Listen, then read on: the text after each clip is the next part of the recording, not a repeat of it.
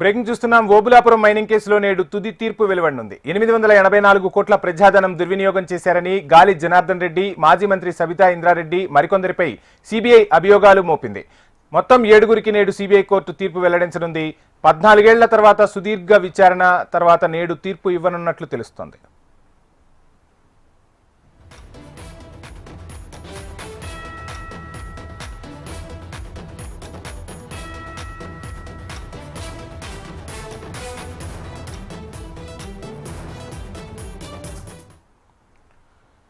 కర్ణాటక ఆంధ్ర సరిహద్దులోని అనంతపురం జిల్లా ఓబులాపురంలో అక్రమ మైనింగ్స్ కేసులో దాదాపు 884 కోట్ల రూపాయల దుర్వినియోగానికి గురైనట్లు సిబిఐ గుర్తించింది.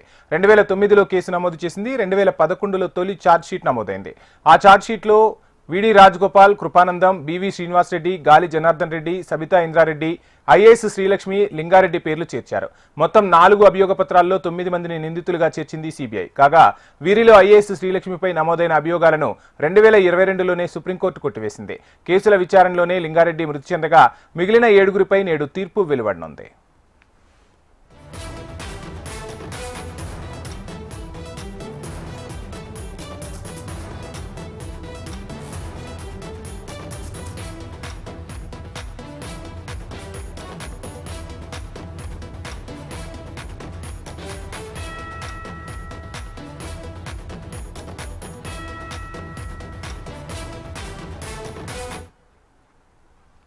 ఓబులాపురం మైనింగ్ కేసులో నేడు తుది తీర్పు వెలువడనుంది. 884 కోట్ల ప్రజాధనం దుర్వినియోగం చేశారని గాలి జనార్దన్ రెడ్డి, మాజీ మంత్రి సబితా ఇంద్రారెడ్డి మరికొందరిపై సిబిఐ అభియోగాలు దాఖలు చేసింది. మొత్తం 7గురికి నేడు సిబిఐ కోర్టు తీర్పు వెల్లడించనుంది. 14 ఏళ్ల సుదీర్ఘ విచారణ తర్వాత నేడు తీర్పు ఇవ్వనున్నట్లు తెలుస్తోంది.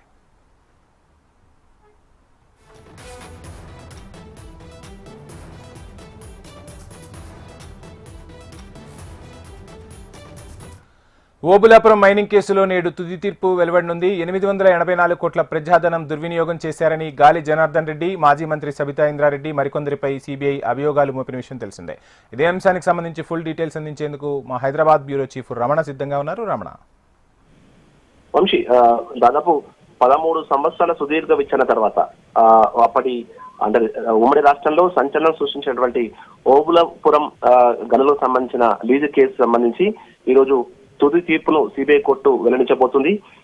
అప్పుడు అంటే రాష్ట్ర ప్రభుత్వం, ఇక్కడ ఉన్న రాష్ట్ర ప్రభుత్వం, ఉమ్మడి రాష్ట్రంలో ఉన్నటువంటి రోషయ్య ప్రభుత్వం గనుల లీజును రద్దు చేయడంతో పాటు ఇందులో అక్రమాలు జరిగాయంటూ కూడా సిబిఐకి ఒక ఫిర్యాదు చేసింది. ఆ ఫిర్యాదు నేపథ్యంలోనే సిబిఐ కేంద్ర ప్రభుత్వం అనుమతితో సిబిఐ దర్యాప్తును ప్రారంభించింది.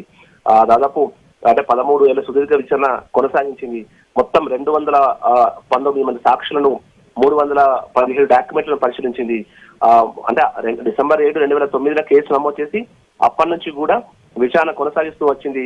ఈ క్రమంలో చాలా మంది ఈ కేసు సంబంధించి అప్పుడు ఐఏఎస్లు చాలా మంది ప్రమేయం ఉన్నట్టుగా అప్పుడు ఐఏఎస్ శ్రీలక్ష్మి కావచ్చు, మిగతా సంబంధించి రాజగోపాల్, వీళ్ళందరిపైన అక్కడ కేసులు నమోదయ్యాయి.